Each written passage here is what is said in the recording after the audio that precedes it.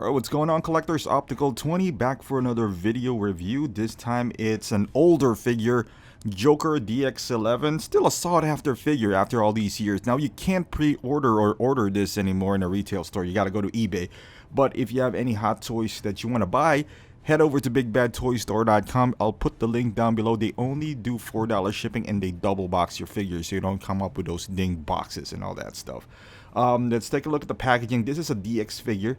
You can see there's a card in there, like a playing card. It's a Joker, but it does say something in there. I think I forgot. It's been a long time, and you're right there. Will the real Batman please stand up? So it's a nice box, honestly. It's just purple, but the inside, anything that's DX is kind of fancy to me, as you can see here. And you see that rip at the bottom. That is pretty common for any DX figures back in the day. DX12, this guy, I think up to now, the seam seems to be cracking pretty much all the time. Even my DX15, which is the most recent DX, or the Darth Maul that I have, you know, started showing signs of tear in there. But as far as accessories, I don't think anyone can beat this guy yet. Even, you know, the amount of accessories that you get without paying that much, you know, compared to, let's say, a Darth Maul, who does have 2 head sculpts and a speeder, but you actually paid for the speeder. This guy is just standard. The exclusive edition that you get is if you ordered it back then in Sideshow, you get a Bozo mask. This one doesn't come with this mask. I bought that on eBay, but I just kind of threw it in there. But you can see those hands are a bit dirty. I don't know. This is the best hands that I've seen so far from Hot Toys that are figure hands, because they're soft and squishy, but also there's a lot of details in these hands. I don't know, like you can see the knuckles are kind of dark, bruising up, and you know, like his fingertips and all that stuff. And considering this is what, a 7-year-old figure, maybe more. But this, like I mentioned earlier, even the newer versions, I don't see this much level of detail. It just looks like the hands are dirty, and it's amazing because, like I mentioned earlier, I haven't seen anything even close to this. And the newer figures are more superior in terms of paint application. But yeah, this soft hands right here is still the best. You can see also some accessories, that's not some, but a lot of accessories that he does have. I did a comparison to the quarter scale Joker not too long ago, maybe a couple of months back. And so you can see this is his gun, which is not die cast, but it gives you that impression because of the paint application is so excellent. His folding knife or butterfly knife that you could actually, you can fold it up, and you see that hook at the bottom. It actually does work. It's not metallic, but it's plastic, but it's still a pretty good detailed accessory here. I believe and he comes with another knife as well. And I know the quarter scale all of these things. So if you are, you know, if you find the DX11 a bit expensive, which they are these days, you can always opt to the quarter scale, which is still, I believe, available at Sideshow, but you're gonna have to be on the wait list. And you see the pencil that made an appearance again on the John Wick figure. Different type of pencil though. This one, honestly, this one I feel like it's a bit detailed than the quarters. I forgot, but something is more detailed. This one has the tip and the eraser in the back. This is the potato peeler, which I don't remember him using on the film, but it's there. So hey, we'll take it, right? Like any extra accessories. Nowadays, you don't see this much accessories anymore, especially from Hot Toys. You're gonna have to pay extra, like a premium or some sort. He comes with his handcuffs, which is it is functional as well. You can close and open this one up and put it in his wrist if you wish to do so. But it's nice, you know. The first time I opened this, the first time I bought this figure back in the day, I thought that this was just ridiculously expensive. Back in the day, it was $270 original retail price, which nowadays is a normal standard Hot Toys price. You can see this is his shotgun. This one has a little bit less detail than the quarter scale, because the quarter scale actually has the you can pump it up and you can kind of see like the chamber of it. This one is just silver, nothing too fancy in here, but it still does move, as you can see there. So that's cool. And moving around here, and it does have that wooden handle and you still have the gun that he used in the bank robber scene, which is he also does have on the bank robber figure, ironically, and he comes with another knife as usual. It's and it folds up and down as well. Not folds, but it goes up and down. And I believe on the quarter scale, this one is a bit different. But hey, you can see here, nicely detailed. Even though it's kind of small, it does have that clip at the back, so you can put it on his belt if you. Well, I don't think he does have a belt, but on his pants if you wish to do so. This is the gun that he does have for the bank robber scene with an extended mag. Now this one does cock back, and the magazine you can take out as well. This one's a bit tough right there. It's a beautiful looking piece.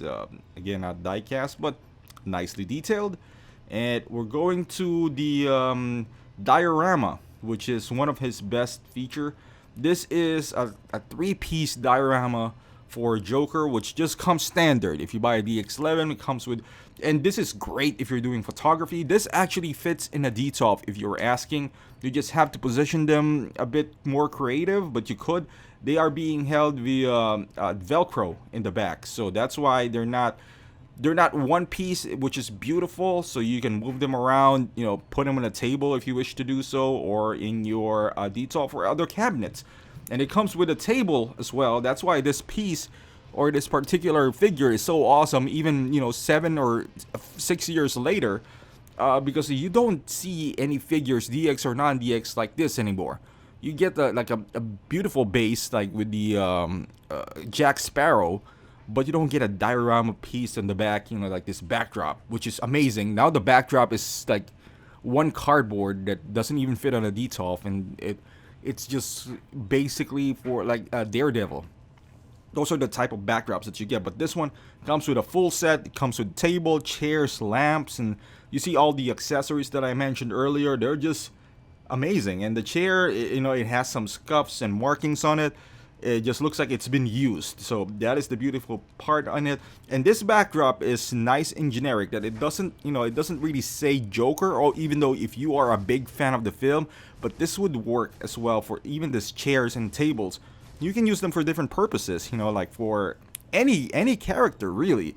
The backdrop, you can use it for Terminator, even Tony Stark Avengers, you know, like if you are having a scene somewhere else, you know, that's the beautiful part in it.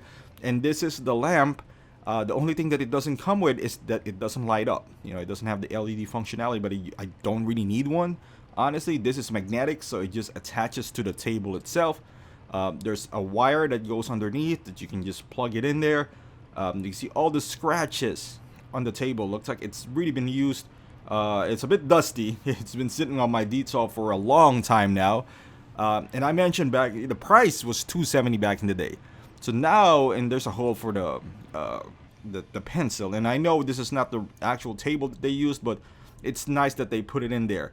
And for the figure itself, it is really nice. So you can see that it has his shoe is actual fabric / leathery type. So it's not those plastic molded shoe going up. The coat is a bit of controversial back in the day, even now, because of the fabric that they used. But this is one of those. I forgot the name of the artist that designed this, but he is known for designing like 1/6 clothing and all that stuff. That it's form-fitting. I forgot the guy's name, but he charges a lot of money for, let's say, a Rick Grimes a custom outfit and the Joker, because this is just form-fitting. You know, it doesn't look loose. The only complaint I have in here is that it looks like a bathrobe. That's always been the case with this Joker, because of the fabric that they use for his purple coat, that it looks like a bathrobe. But as far as fitting is concerned, it looks great. Even his inner suit is great. I like the fact that they use some sort of buttons in there instead of those black sticky kind of thingies that they use now for coats and whatnot, that always pops out. And that's what I have on my John Wick. And you know, in his boots, you can see here he does have this funny socks, and also on the shoe, I don't know if you noticed, but you can put those little blades that he used when he was fighting Batman in that scene. So it's optional. You can remove it or insert it. There's just a hole in the shoe. There's a spot where you can just put that in. And as far as the base is concerned, it's one of those DX bases back in the day where it lights up. Back in the day, it used to be special when you put batteries on it, and you can kind of position those little lights to shine upon them. Even on the back part, you see that? That's the one that I'm talking about. But before, I don't know if that's actual sticker or that is some sort of a button, but it's okay. It's okay with this coat as well. I don't know. I can live with this bathrobe. Honestly, I think DX01, where it's more of just a fabric type, and that's one thing that it doesn't come with, was his jacket doesn't come with that grenade from that scene. And that, that's a bummer. But Kato, there you go. That's the name of the guy who designed this Kato. For those who are old school, I don't know if he's still doing commissions up to this point. I know he's doing some. I know he designed this. I don't know if he did the mass production or whatever. But yeah, he's known for doing some great stuff when it comes to 1/6 outfits. And as far as the head sculpt, one of the better head sculpts for Joker. Now, mind you, this is an older figure, so the technology and it's not as good as what we have nowadays. The biggest, I would say, here would be the hair. It's not up to standards to today's hot toys, but it does have purse. I still think that this is a better head sculpt than the quarter scale. The quarter scale, you would think, would have a vast improvement and advantage just because of the fact that like 7 or 5 years has passed and they have evolved. You can see their Thor back in the day to their Thor now. It's night and day, and I'm talking about the helmeted Thor. But you don't really see that leap when it comes to the DX11 and the quarter scale. I'm just comparing it to the quarter scale because that's the most recent release. But I've seen custom Jokers now who looks really like Heath Ledger when they rooted the hair. And don't get me wrong, that quarter scale is still a great figure. I would have gotten it if I was into quarter scale, but I'm kind of deep into this 1/6 scale now, so there's really no point on getting a quarter scale. That's another rabbit hole that I don't really want to get into. But his hair looks like a dried ramen noodles in here. You can take this piece out and control the purse. And one thing that, again, the quarter scale does not have is the purse, which, in my opinion, really adds a level of dynamic into this figure, because in terms of photography, you can position his eyes in several ways and it conveys different emotions. Him looking down and the eyes looking up, and that's the stick that you use for the purse. Just be careful. If you buy this used, just be careful. I know some of them do break, so inspect that first, because some of them, when you break them, I don't really know how to fix that if you do break them, but it is really great because you can, like I said, do many emotions when it comes to this Joker. You can see the eyes moving there. It's kind of freaky at first, especially when I first got him. So it's a bit different mechanism than the DX12. The DX12, you have to use the stick. This one is you can just control it on your own. And look at those smudges of his makeup. The makeup that's kind of exposing his skin on his forehead. I think it's just a beautiful figure. It's just a beautiful, even up to now. I know we've made some progress, but still, until they release a Joker 3.0, and if their counterpart was the quarter scale, and it's still a good figure, I think what's missing there was the smudges. It just doesn't feel Joker. When you see the Heath Ledger's Joker, you're thinking about the imperfect makeup, the application of white stuff and all that stuff. And I thought back then the DX01 was pretty good because I had MMS 68. So if that was, I think, my first video ever on YouTube when it comes to 1/6, and I thought that was great. And then I saw DX01, liked it, but I thought that wasn't really a big jump. But when I saw DX11, man, I mean, look at this figure. And back in the day, when you don't have any more reference to compare, they're putting their promotional pictures, and I haven't seen the custom Jokers back then. It blew me away and made me spend $270. And I wasn't into Hot Toys back then, and I thought that was a ridiculous price. I never thought that an Obi-Wan Kenobi would be $270. But this, yeah, I mean, look at this guy right here. It's just a thing of beauty. And with the purse, added with the purse and the second head sculpt, which is another killer right here. Look at this head sculpt, right? I think this is even better than the first one, even though you're a bit limited to what kind of pose you can do. What I did actually was that if you watch some of my videos, just type Joker. I created because this head sculpt is way too good to be kept in a box, you know, to be able to swap back and forth with the body. So what I did was I bought a custom suit for Joker on eBay, which is around $60. Get a body that's not too expensive, one of those bootleg bodies from, I don't know, they're like $20, because I'm not gonna post this a lot. I'm just gonna put this in one static post, and then I put him on the kind of like the jail scene. And basically this is what head sculpt this was for, when he was laughing when Batman was interrogating him. So I kind of recreated that scene. I spent a grand total of maybe, I don't know, including the body and the suit, maybe $70. And I created a second Joker, and I made a good use out of this head sculpt, which is, again, if you buy DX11 nowadays, this is I'm sorry, arguably a better head sculpt than you know, most of the Hot Toys has ever done. You know, I would put this up there with the Shuri and the Winter Soldier. It's a bit complicated head sculpt. You can see he's smiling. The teeth is all messed up. His makeup is, you know, all over the place. It's just a beautiful piece right here. And like I mentioned earlier, I think as good as the main head sculpt is, and I love this, I love the purse, I think this is even better. You know, because in terms of just visual attraction right here, it's just great. Look at those wrinkles and those seams when he's laughing. The hair is beautiful as well. If they are ever gonna do a 3.0 Joker, you know, you need to have to beat this one. It's gonna be a tough act to follow, but I think collectors are willing to pay top dollar for a proper Joker. So if they are gonna do another DX maybe a Joker 3.0, they need to make it almost $400, almost like an Iron Man. Rooted hair. Let's start off with that purse. And you know, like the accessories, I think you can do the exact same accessories. I would still buy it even if I have DX11. I'm just saying.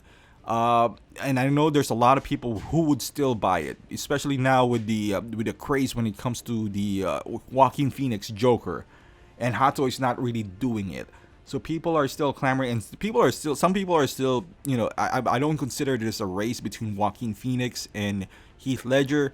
If you ask my opinion, I still like the Ledger version of it, although I think we're just in the beginning stages of the Joaquin Phoenix, so I'm giving it a chance. But as far as, you know, the combination of artistic slash, you know, kind of comic booky Joker, I find the Ledger one with a good balance of both. I like Nicholson as well, but that's more of a comic-y side. I like, so far, out of all the Jokers, cinematic Jokers at least, you know, people are gonna say, you know, Mark Hamill and all that stuff. The cinematic ones, I like Ledger's take the most. So, and it's okay if you don't. You know, if you find the movie, you know, if you like the Keaton one, that's okay as well. You know, so that's the good thing about this hobby. So you can pick and choose who you want to collect. But I think people are still in the market for a good Joker. You know, evidently with a quarter scale being on waitlist right away, if I think if they release a 3.0, a proper 3.0 that is, they can't use a light version of the DX11. That's the thing.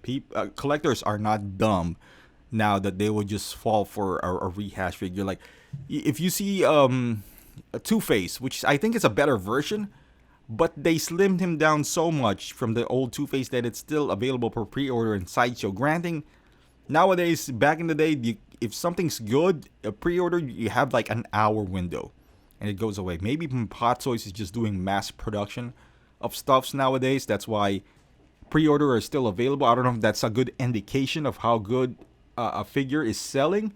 But back in the day, you know, you only have an hour when Mark 7 goes out for pre-order. Otherwise, you'll be on the wait list. And then if you go on the wait list, you have to wait for months, and hopefully somebody cancels. I don't think that's the case anymore. So maybe I'm wrong, but you know, you can see still some figures going waitlist. I don't know if Shuri is that hot of an item, but she does look good. You know, her head sculpt is amazing. I don't know about the body and all that stuff, but that's one figure that I considered, but ultimately didn't jump on it. But Going back to this Joker, as you can see, I got this 2 Jokers right here. And I honestly think there's still a market. You know, like, I think the Nolan Dark Knight trilogy has kind of died down, and that proves well from his previous releases of Bank Robber 2.0, Gordon and Blake. You know, that sat for Big Bad for a long time. The Bat is still on sale. But if you do a proper Joker, that's just this character. I think people are attached to it. I think people still are gonna buy it. You know, they're buying on the third party sellers on eBay for a ridiculous amount, for $700, $800 for this figure. The exclusive one, I think the regular version goes for $500, $600, $700 easily. So hey, Hot Toys, if you're listening, just give us a rooted, but make it look good though. You can't just root a hair and make it like Black Widow or something. So let's start off with a rooted hair and do a purse, and then you can talk about like whatever accessories you want to include. You can I don't know, be creative, Hot Toys. Do a 2-pack with a Bank Robber Joker, and the possibilities are endless. But I hope they do make one, because I don't think they're gonna do the Joaquin Phoenix one. So if they make one, I think it's gonna be a ton of money, and I'm pretty sure people are gonna buy it. But let me know in the comments, are you guys up to another 3.0 Joker, or do you still think it looks good? Maybe it's just me. Maybe I'm a bit biased here. But yeah, thank you for watching. Please subscribe to my channel if you haven't done so, and I'll see you in the next review.